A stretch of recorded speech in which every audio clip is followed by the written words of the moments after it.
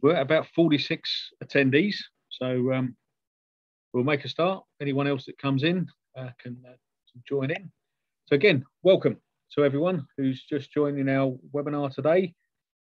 This is the first in our series of sustainability webinars from Timber Development UK. Timber Development UK being the new organisation formed by the merger of the Timber Trade Federation and the TTF and the Timber Research and Development Association, TRADA. So this is our first event as TD UK going forward. We've got a number of seminars in the series. You can see the ones we've got confirmed so far on your screen there. So next week we've got responsible timber sourcing. We've then got another one with Jane and myself on timber, carbon sequestration and building LCAs. The next one after that is timber and the circular economy. And the final one so far is the TD UK responsible purchasing policy. We're hoping to have another one added to that for the end of October, but we're just waiting for that to be confirmed. But if you want to look at those, they're all on the what is now the TTF website at the moment, www.ttf.co.uk, and look at the events page there. You'll be able to book on to any of those sessions. Today we're going to be discussing how to procure an environmental product declaration, so an EPD, and it's great that we've got Jane Anderson here to present on this. Jane has been working on EPDs for many years. I think I first saw a presentation on EPDs, Jane, must be 10 years ago when I think you were still at the BRE then. So it's great to have you on board here today. Jane now runs her own company called Construction LCA, which specialises in carbon assessments and LCAs. So I'm going to hand you over to Jane now. Just before we hand over, if you have any questions today, if you could put them in the chat box as we go forward, and we'll pick them up at the end of the session. I'll keep an eye on them and see what's coming through. So any questions, if you put it in the chat box, we'll pick them up with Jane at the end. So we're going to probably have about a half an hour presentation, maybe a little over. And then the last 15-20 minutes we'll be able to answer all those questions. So we've got plenty of time for those if you've got it. So if we can, I'll hand over to Jane now. So Liam, if you can take down the sustainability slide and allow Jane to share her slides, and I'll hand you over. Thanks very much, Jane. Thank you, Charlie. That's great. I saw a question that asked about the slides, and yes, you will get a copy of the slides. I'll let you have that and you can circulate them. Sorry, let me make that small. Okay. So how to procure an environmental product declaration, or an EPD? I'm hoping most of you know what an EPD is. Otherwise, well, anyway, but just in case you're not entirely clear exactly what it is, it's a way of providing life cycle assessment information about a product over its life cycle using a consistent set of rules, which we call product category rules, or a PCR. And that's effectively what makes an EPD, the fact that it's done in a standardized way so that the actual results can be used in comparison, or to make comparisons with other products, or for use in building life cycle assessments. And you can be sure that the data that you get follows the same rules so that it all works together. So that's essentially what an EPD is. If you want more information about them, I've written a series of briefing papers for the Alliance for Sustainable Building Products that kind of explain kind of an introduction, exactly what an EPD is and how they work, how to use EPD, how to find EPD, and then there's a list of UK EPD or EPD for products that are made in the UK. And there are a series of webinars that we've done which have been recorded. So there's quite a lot of information there. I'd recommend, if you've got more, kind of, if you're interested, that's a good place to start. And I will give you some other links at the end. So first of all, why actually want to get an EPD? What are the benefits of them? And I'm going to kind of run through a whole series of reasons why you might. So if you do an LCA, and an EPD is a life cycle assessment, an LCA, then you will understand your impacts. You should, as part of getting an EPD, you will get a report, or the tool will be able to give you information about what exactly it is in your product manufacturing process that's causing impact. And you can see this is actually from an EPD for the UK Brick Development Association, that's showing that most of their impact is actually from their use of energy in manufacturing the bricks. This is from the emissions of CO2 that's actually caused by the carbonates and oils that are present in the clays that they use, the additives, and then this other includes the extraction of the clay. So you can see that's a very small part of it, and the transport of clay and their raw materials. So you will get a much better understanding of exactly what it is that's causing impact, and therefore where you need to focus if you want to make reductions in your impacts. Using or providing EPD certainly over time means that you're able to demonstrate product improvements, not just say we've got better, but you'd actually be able to say, compared to the EPD that we did 4 or 5 years ago, we've made X% improvement. And in terms of making other claims about your product, so if you want to say your product has a low carbon footprint or is better than other people's products, for example, again, an EPD is a good way of doing that, because it's been verified and checked by somebody that's an expert in life cycle assessment and understands the product category. And this is actually being used in regulation in France and in Belgium. So in both of those countries, if you want to make any environmental product, any claims about your product, so for example, to say it's low carbon or that its carbon footprint is 37 kilograms per meter cubed or something, then effectively that has to be, if you want to make those claims in France or in Belgium, you need to provide an EPD to the government that supports those claims and provides the evidence for it. So we're starting to see that kind of being quite, the EPD being used in that way. And in terms of the UK, we don't have any regulation at the moment, but the industrial decarbonisation strategy, which they will be consulting on later this year, has said that they are looking to develop a labelling scheme, and that EPDs are certainly part of, or potentially something that could be part of that type of labelling scheme, and it could be made mandatory. So it is something that potentially is on its way in the UK. Quite how that will work, we don't know. And I would certainly recommend that you look out for that that consultation when it comes. The other reason that people produce EPD is so that people can actually use them to assess buildings, so building life cycle assessment or embodied carbon assessments. And in terms of that, the government has issued this construction playbook right at the end of last year, without much of a fanfare, it must be said, but this actually does provide a requirement for all government departments and what they call contracting authorities. That's people like the Highways Agency, the Environment Agency, Homes England, that all of these need to have strategies to achieve net zero,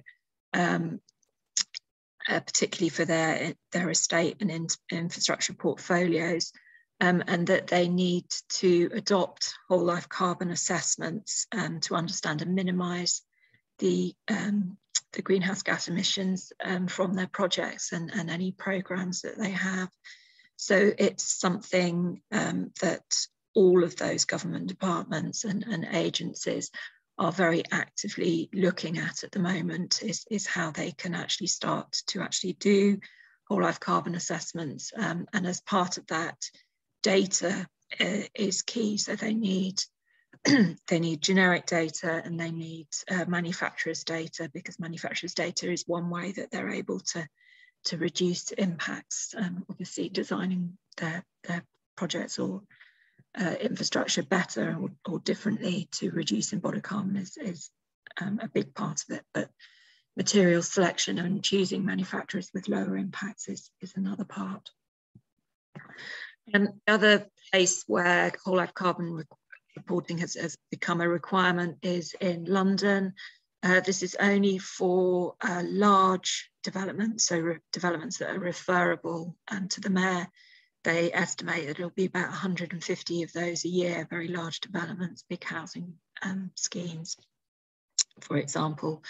But they will need to assess whole life carbon during the design and then post-construction, and they need to demonstrate what they've done to actually reduce their life cycle carbon emissions. So there is an increased demand for materials data because of these assessments that are going through. Other organisation which has taken on this on board is the RIBA. So they're asking all their members now to look at assessing embodied carbon, whole life carbon over the life cycle, and to try and achieve these targets for 2025 and 2030, which you can see there for non-domestic. This is schools. They're quite exacting in terms of the reductions that they need to achieve in kind of 4 years, more or less halving the impacts. So this is from the timber industry, this is a good thing because timber is one way of reducing your impacts, but you really need the data there to support it. Another reason is to help people get better BREEAM or LEED ratings. So BREEAM, there are credits for the use of products that have EPD. There are more credits if you have manufacturer-specific EPD rather than, for example, a trade association EPD. And the more precise those EPDs are, so if it is for a specific product, then you get more credits than if it's, for example, your average plasterboard. If it was a specific plasterboard or a specific OSB sheet, then that would get more credits than if it's your average of production, just because it gives you better data to use.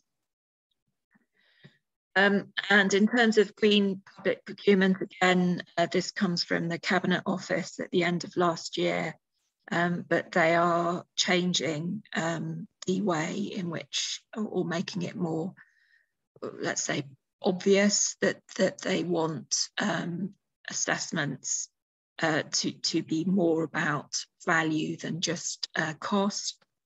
And obviously, as part of that, environmental impact is one aspect of that value for money. So it's becoming clearer that procuring on the basis of environmental impact is going to be something that will be done more in future. And just as a note, for example, in Italy, they've got requirements on recycled content, which are met through EPDs. That's another way that they can be used. And in California, it's now mandatory for public procurement for any steel, glass, insulation that's purchased, that needs to have EPD, and they've actually set carbon intensity levels for those materials to ensure that low carbon products are produced. So hopefully this list, I've kind of discussed most of them.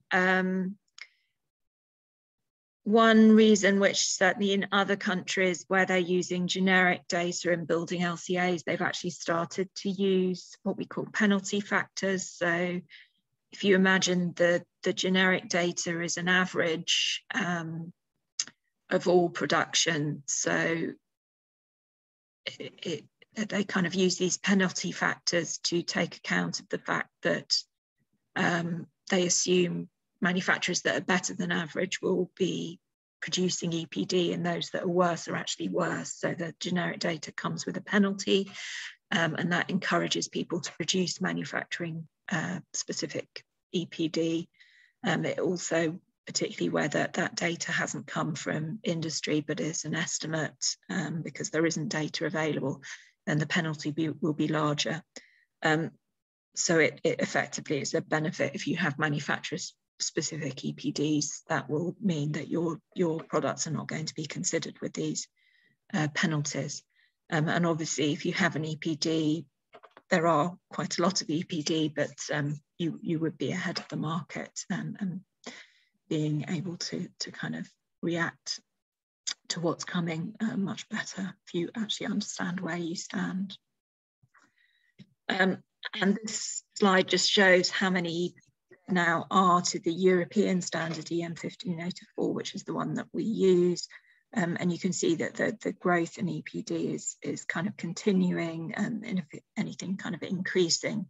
And you've got kind of different drivers for that, but you can see the French EPD, the kind of black one down here, that's been increasing because of they've actually now got a requirement in law to undertake building life cycle assessments for all large developments in France. So that's been driving it. The next one up, the kind of pale brown in the States, that's largely been driven by the credits within LEED. So yeah, there's lots of reasons why the amount of EPD are increasing. So you will be amongst friends if you get one. So what do you actually need to do to get an EPD? It does take time because you have to collect the data that's actually used to model your product. And I'll talk a little bit later about what that data is. There's obviously then time to actually do the life cycle assessment and to write what we call a project report. So that's basically a description of how the product has been modelled and the choices that have been made during the process to explain that so that it can be verified. You've obviously got to provide text that goes into the EPD. So you need to describe your product process, the manufacturing process, quite often provide a diagram to describe that, write text to describe the product and its performance, how it's used, these types of things. That takes time because you may have it already, but you may have to write that from scratch. And then the EPD needs to be verified. So this is where an expert in life cycle assessment, and this is what I do as my kind of day job, checks the project report and the EPD to ensure it's followed the standard EN 15804, and that the choice of data, the assumptions that have been made are all justified and follow the standards, and that the data is plausible. So that all takes a little time. You know, it is possible to go through this whole process probably in sort of a couple of months. But obviously, if you've not collected your data before and you don't have good records, it might take longer to get to that first bit. And then depending how busy the consultant is, how much other work they've got, and how good they are, if you like, how familiar they are, it may take them longer to actually to do the LCA. But somewhere between sort of 3 and 6 months normally is a reasonable estimation. In terms of the costs of an EPD, so there's obviously your own costs for the time that it will take you to collect data, to liaise with the LCA practitioner, the person that's producing the EPD, or if you're doing that yourself using a tool, and I'll talk about that. It's the time that it will take you to do that, the time that it will take you to provide the text and to actually check the final EPD. So those are kind of in-house costs. You may not be paying for them, but obviously you need to bear that in mind.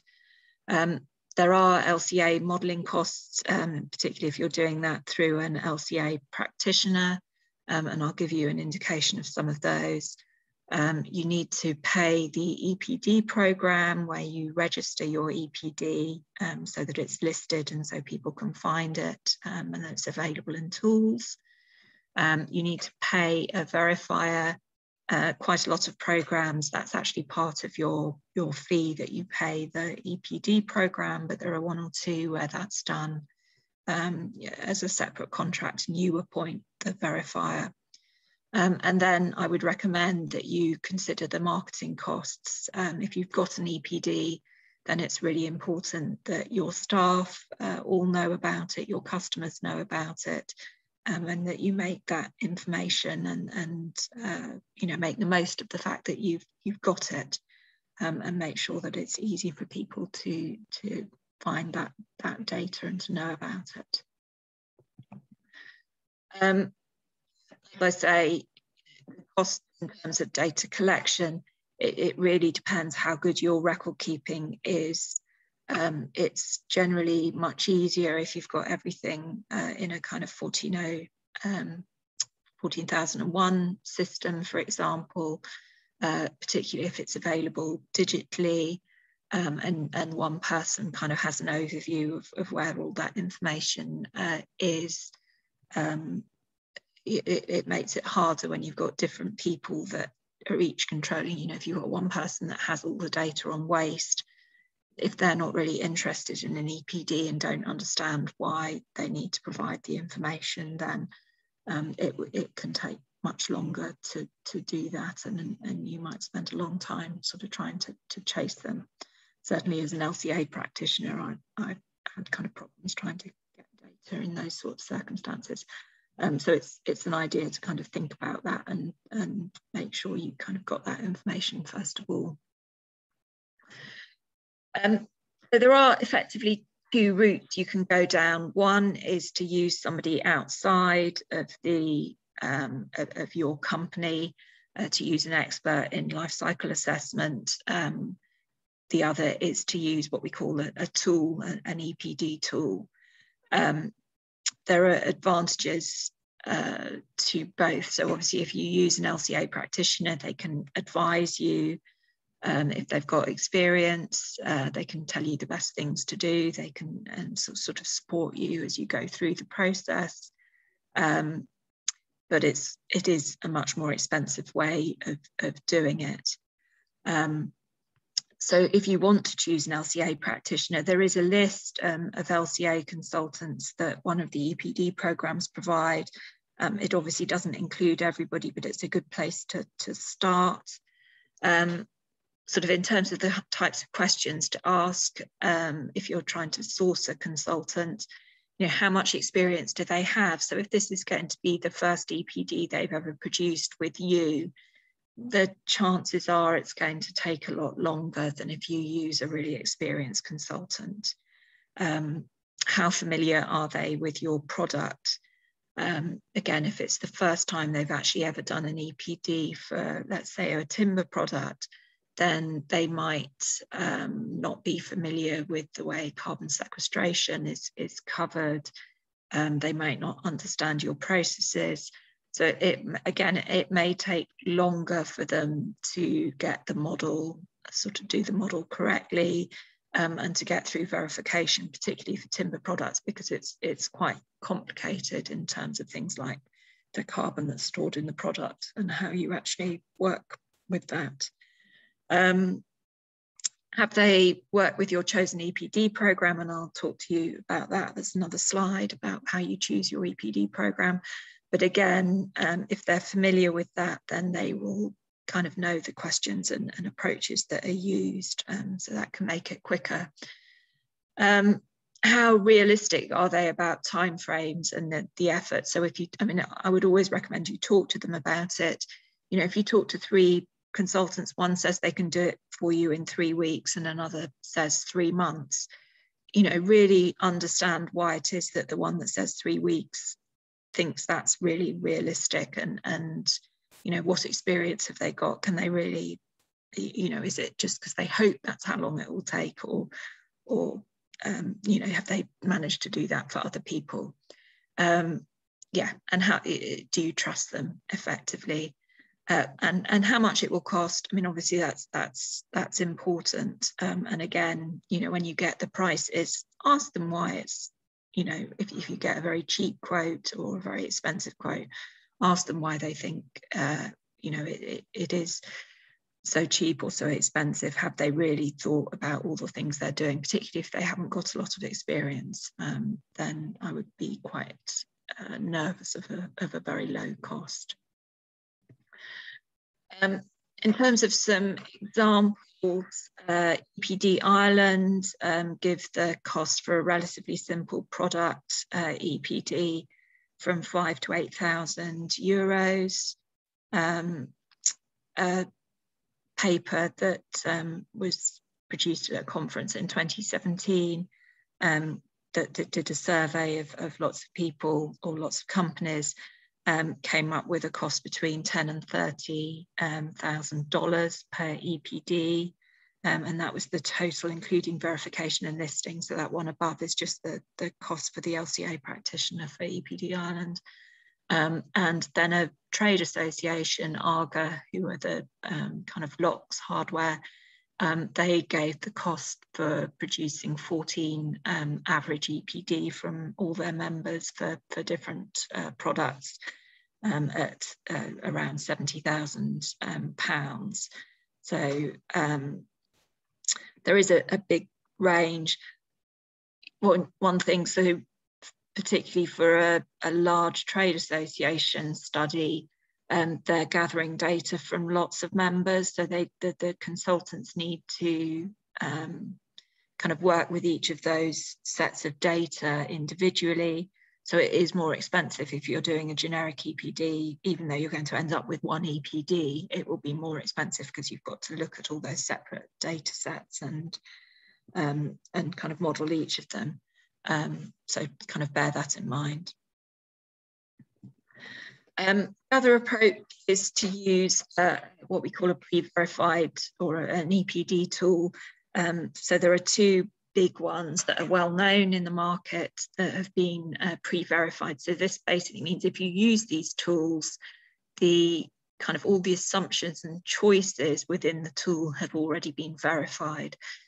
So the only thing that needs to be checked is the kind of data that you've entered into the tool and kind of any assumptions you've made in entering that data. So it reduces the cost because it's you that can do this, particularly for the one-click LCA tool. There are different tools. So there is a tool specifically set up, for example, for timber products. And that will already have made the selections of most of the inputs and outputs and wastes that will come from timber processing. So it kind of customizes and makes that much easier for you to do an LCA. So these, I mean, effectively these tools have been provided by OneClick and by BRE Lena to open up the market and to reduce costs. So both of these both BRE and OneClick produced EPDs themselves, and they've decided that rather than do that and limit the number of EPDs that are produced, if they open the market and let everybody make their own EPDs, but they're getting the money from that, that's basically the way they've decided they want to do it, because it effectively means there's then more EPD and more LCA, and both these organisations are also kind of aimed at getting people to do LCAs of buildings. So they want the data to be out there. So that's kind of reason why they're doing it. As I say, because these tools are pre-verified, then that means it's a much lower cost for verification because somebody's not got to check everything. They get kind of automated reports and they're just checking the data you've put in. And the EPD programs generally that they link to have lower costs for registration and listing. So it is generally a very good way of reducing the cost of doing an LCA. You will need to do a little bit of training to understand exactly how to use the tools, but they both offer kind of helplines and that training. So you should be supported. There's certainly people that have used them to produce EPD, and they work. There are also bespoke EPD tools that are either produced at a sector level or a company gets them. particularly if you've got a lot of different products or sort of, yeah, very large companies, that's the sort of thing that they quite often do. There's obviously a higher upfront cost to develop and get that tool verified, but then they're able to produce kind of EPD at the touch of a button. Some of these bespoke tools will directly link with their, I can't remember what you call them, but they're kind of like the systems where they have all their data on sites and products, and they can literally at a touch of a button get an EPD for a particular product from a particular site. So yeah, they're kind of very good solutions if that's appropriate to you. I'm not sure for timber that that's kind of particularly the case. It's more for things like yeah, sort of concrete or yeah, those are the kind of ones where they've particularly dominated. And there's some links there, or the links there to the particular tools. OneClick does do what they call a flexible EPD tool. So if your product doesn't fit within the one of the pre-verified tools, and as I say, they have got one for timber products, then you can use their flexible tool, but you probably need a bit more experience. So it is something that a consultant could use, for example, as a way of producing EPD and yeah. So then program costs. There are lots of different programs. There's generally one program in each country. There are some countries that have more than one. Almost all of them, well, they all have different pricing structures. Most of them publish them. Unfortunately, BRE don't. So you have to ask.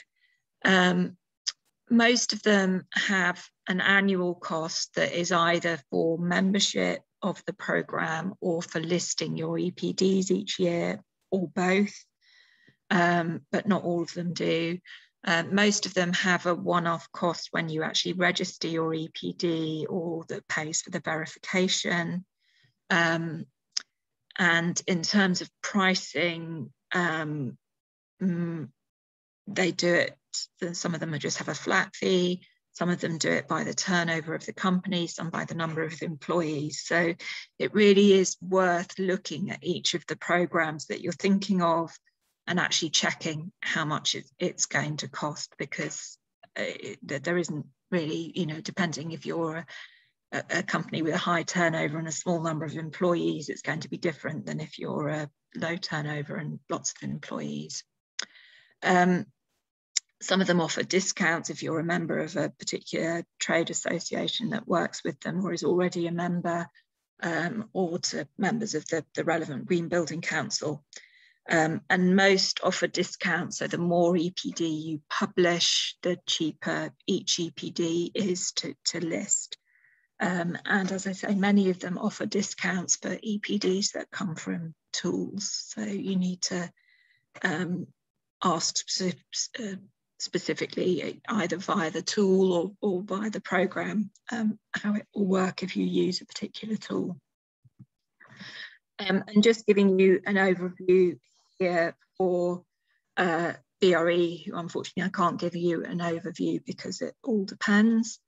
The International EPD Programme, which is based in Sweden but does have EPDs from all around the world, is one of the three big programs. So yeah, three. Yeah,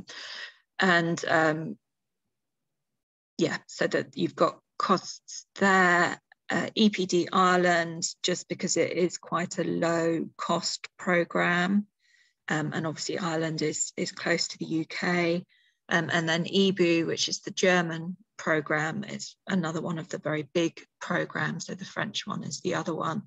EBU, I have to say, is quite expensive because it has quite a high kind of annual fee, and then charges an annual fee per EPD, which does really add up. The International EPD program is one of the ones where the verifier you actually appoint, so you need to get a price from a verifier There's a cost down here, around $2,500 was a typical verification cost. You can see here, actually EPD Ireland, they appoint the verifier, but you pay them directly. So again, you've got an idea of the cost of verification. And EBU, you will pay £2,000 per EPD. And that does vary. If you're producing a whole load of EPD at the same time, there will be some discounts on that verification cost if they're kind of covered by the same project report, for example. And as I say, those verification costs will reduce if you use tools. Certainly for the international EPD, they've got a link with the one-click LCA tool and offer reduced costs on registration and verification as well. So that, yeah, effectively it's worth looking at that. But that gives you an idea of the costs. And you can see there's a big range here that this one depends on the number of employees, and that's on turnover. So yeah, just kind of ask, I think, is the important thing. Why would we choose one EPD program over the other?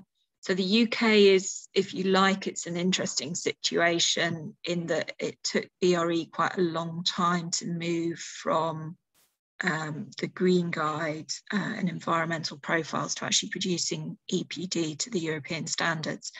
And whilst they did that, if you like, the other existing EPD programs, so the International EPD and EBU, both won quite a lot of UK manufacturers as clients. So while BRE weren't really providing EPD. So within the UK market, there is really a big mix of programs that are already used. So it isn't really the case, you know, in Germany, every German product has an EBU EPD. In France, because of the regulation, every French product has a French EPD. Yeah, in the UK, really any of these programs will be recognised. So that there isn't really too much of a problem from that point of view.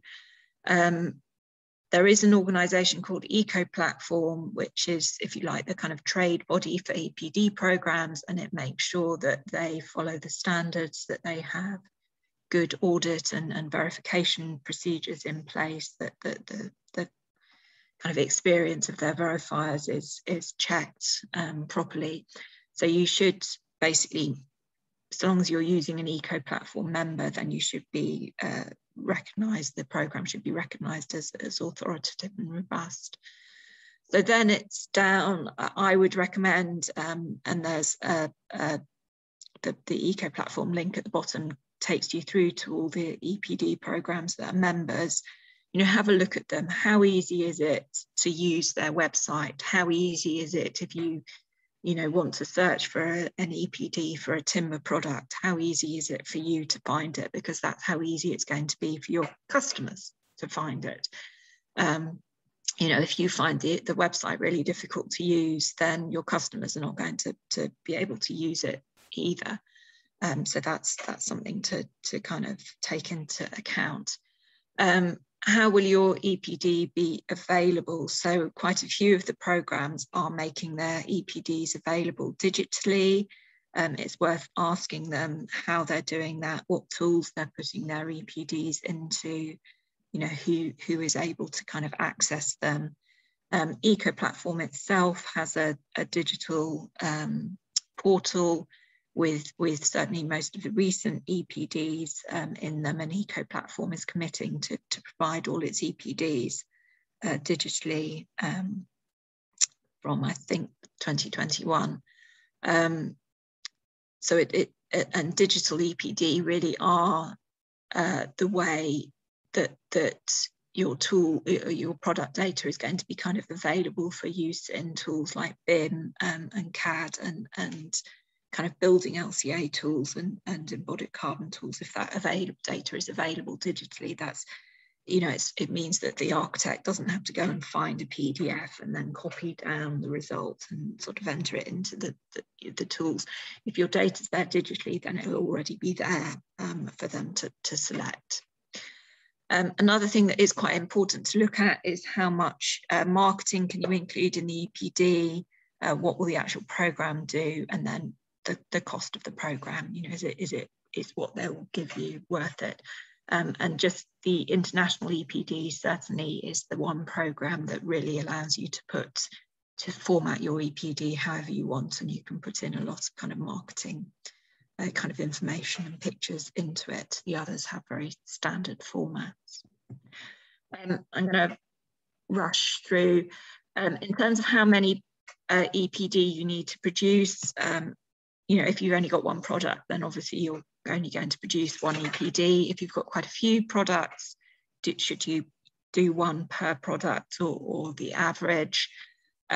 This is just some information about the UK companies or the products made in the UK that have EPD. So there's 65 companies and 375 EPD that have been produced. You can see that most of the EPD, kind of half of them, are actually only covering, or the manufacturers have only produced one EPD, but it's a small proportion, less than 10% of the manufacturers, because we kind of skewed by one manufacturer that's got between 40 and 50 EPD, so literally one EPD for every product. It's worth kind of looking at how different your products are, how different your sites are. Do you have different markets? You know, if one of your sites is very efficient and one is inefficient, you might only want to produce it for the average or for just the very efficient site, but then you will have to specify and allow people to only buy from that site if that's how you're doing it. You know, if your products are all very similar, or if, for example, they've all got the same impact per kilogram, so there might be different densities for something like wood fibre, but the actual product has the same impact per kilogram, then you can have one EPD if you provide the data in that way. So there are ways of kind of reducing the number of EPD.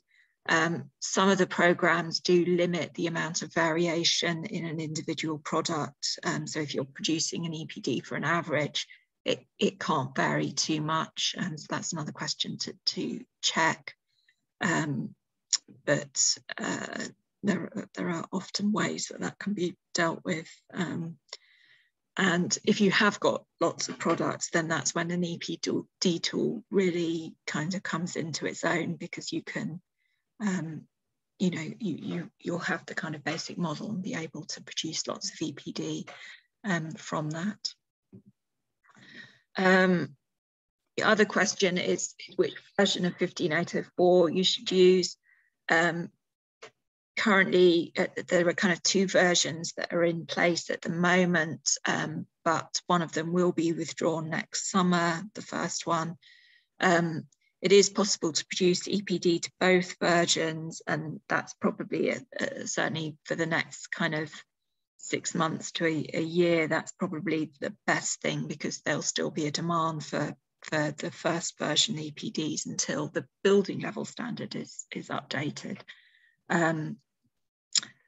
But really you do need to produce EPDs to the new version, we call it Plus A2, because that's what's going to be certainly required from kind of later next year. So that's my kind of recommendation, is produce both until kind of 15804 is withdrawn. In terms of what data you need as a manufacturer, it's production data. How much of each product do you produce? What are the inputs that go into making that product or your products?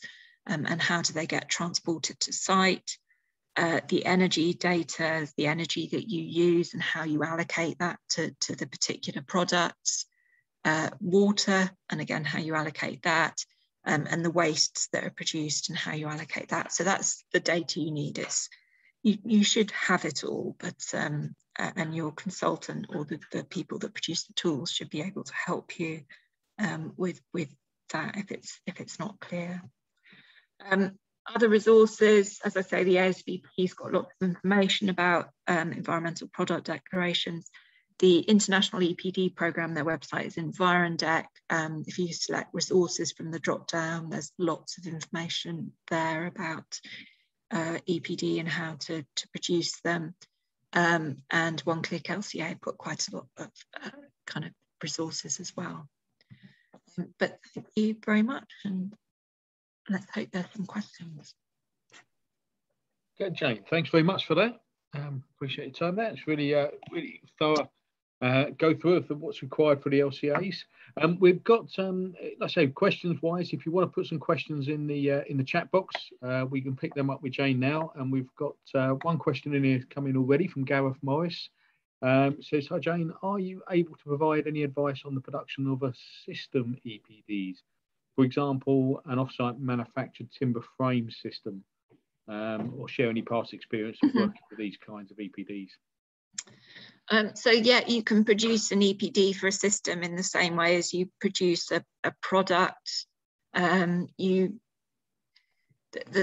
it becomes kind of interesting, if you like, is obviously how you decide to kind of describe your system. So do you have a kind of standard, let's say it's a kind of modular system? Do you have a typical metre squared of wall, a metre squared of floor, a metre squared of roof, for example? Or do you do it for a whole kind of unit with a specific size? So there are different ways to do it. It's one of those things it's probably worth talking to somebody, but if, for example, your modular system always has the same kind of wall construction, then it probably makes sense to do a metre squared of wall construction, you know, a metre squared of the floor, and then you'll be able to make an impact for whatever it is that you actually end up supplying to somebody based on that data, if you see what I mean. But yeah, you can certainly make an EPD for a system, and it's just a question then of the products that you get in are what we would call kind of products coming in rather than raw materials. But yeah, so you know, but it's just as if it was a product.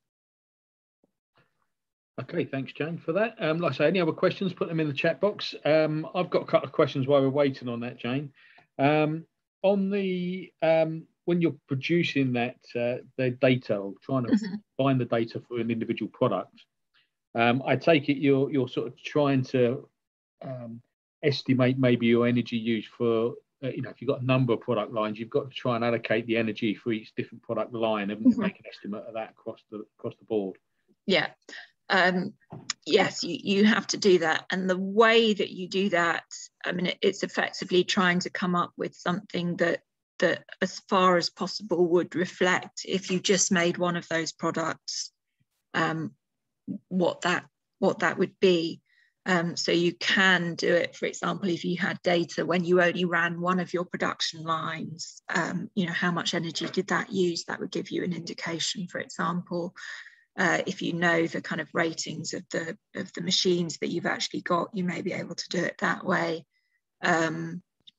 Or it may be, let's say, if we were looking at this system, your energy, you might just say it is per metre squared of, and you'd add up the metre squared of the floor, the roof, and kind of the panels that you produce, because the energy that's used is for kind of things like drilling and screwing and you know, overall lighting, and that's probably the same per metre squared, whatever it is that you're producing. So yeah, it works that way. If you were kind of looking at a sawmill, obviously you would allocate the energy for the kiln drying to your kiln dried products and not to the products that aren't kiln dried. You know, if you've got some products that spend much longer in the kiln because they're not air dried or because they're much denser, then you kind of would look at it with those types of approaches. So you basically have to come up with a kind of justification for what you've done, potentially with evidence to support it, and you've got to convince the verifier that it's sensible, effectively. Okay, thanks, Jane. A question here from Ryan. You can answer this one. Could a timber mill have an EPD for their process and then produce a second EPD for the actual product they produce? Normally, you do it for the product, so you could kind of have it for just literally the sawn product before you do any further processing, and then you could almost use that data if you're buying a product literally that comes out of the sawmill, kind of just sawn. But if it's going to go on to be kiln dried and planed, you would kind of have further processing that goes onto it. But you don't tend to have EPDs for processes. They kind of have to be for a product generally. Okay, thanks, Jane. What is the process of becoming an accredited EPD verifier? Is this something that is offered by BRE? So BRE, I'm sure, would be happy if people offered themselves to be verifiers. They tend to use their in-house staff where they can. Effectively, to become a verifier, the standards say that you need to have experience of using the standards, to understand the standards, to understand life cycle assessment, and to understand the product categories that are in place. Most of the programs therefore ask that you've actually produced EPDs and demonstrated that you've got experience of that, or other types of LCA study, so that you've produced LCAs of something rather than an EPD, but that you're familiar with it. And then they would want, if you only, for example, done life cycle assessment studies to 14044, then they'd obviously want demonstrated evidence that you're familiar with the European standard for EPD, so 15804. But yeah, I mean, all the programs are actually looking for verifiers at the moment, because you can see from that growth of EPD, they need verifiers. So yeah, if you've done a couple of EPD, ideally more, but and you're familiar with it, with quite a few, the way that you make lots of different products, then that's worth doing it. And the need to understand different products is important, because if you're not familiar at all with how, let's say, you make cement, you're not going to know if somebody's modelled it incorrectly. So yeah. Great, thanks, Jay. Detailed one here from Gareth again. When we allocate energy, for example, electricity associated with the production of the material, if the manufacturer purchases certified renewable electricity from their supplier, are they able to use the associated CO2 factor, which is taken as 0 from Scope 2 greenhouse gas emission protocol reporting for that energy, or must we use the CO2 factor based on the mix in the grid? No, so you are able to purchase renewable electricity so long as it's got guarantees of origin and that it meets certain requirements. It doesn't come with zero impact. So from an LCA perspective, we look at the impact of actually producing green electricity. So some of the infrastructure impacts, for example, from producing the PV or from manufacturing the wind turbine. And there will also be the impacts of actually distributing and transmitting electricity to get to you. So there will be impacts, but obviously it's much lower than the grid. It is just changing at the moment. So effectively there's been a situation where there's been double counting. So obviously if people buy guarantees of origin, they're getting the benefit of green electricity, but the grid mix includes those guarantees of origin. So everybody's been able to get at least a bit of that green electricity. We're now moving to a situation where if the programme allows you to use these guarantees of origin, then if you don't use them, then you have to use what's called residual mix, which is effectively the grid mix after all of those guarantees of origin that have been purchased by people that want green electricity after they're taken out, and there's various processes to do that, but you obviously get a worse electricity mix then. So that's what's starting to come through now. Okay, thank you. Excuse me. Just on just whether you can quickly explain how beam timber, how sequestration is accounted for within the EPDs. When can you take it and when can't you take account of it?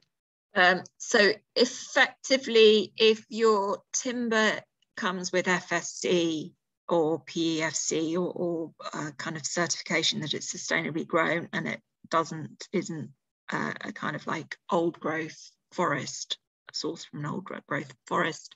So basically, if it's managed timber, then you can take account of the sequestration. You can't if it's illegally grown, if it's not sustainable, or if it's come from a kind of old growth forest. And if you can take account of it. Basically, what's actually within your product, you will be able to take account of in A1 to A3. But then at the end of life, that carbon is either emitted if you burn your timber, or it's transferred to the next product system if it's recovered or recycled. So basically, you've got to do that whole life assessment, haven't you, to make sure you take account of the carbon going in and coming out at the end. The new requirement now for the new EPDs is that they have to provide the end of life, particularly if they're bio-based. Great. But there is a paper coming. Yes. Watch this space. Watch this space. I was just going to say that, Jane. Thanks very much for that. We're coming to the end now. So thanks very much for your time, everyone. Just to update you on some of the stuff we are doing, Jane is actually writing a paper for us on EPDs and life cycle assessments of buildings. So a very detailed paper that goes into a lot more detail than we've managed to go into today. I'm actually just reviewing that at the moment, so I hope to get that published in the next few weeks once it's all been put into TD UK format.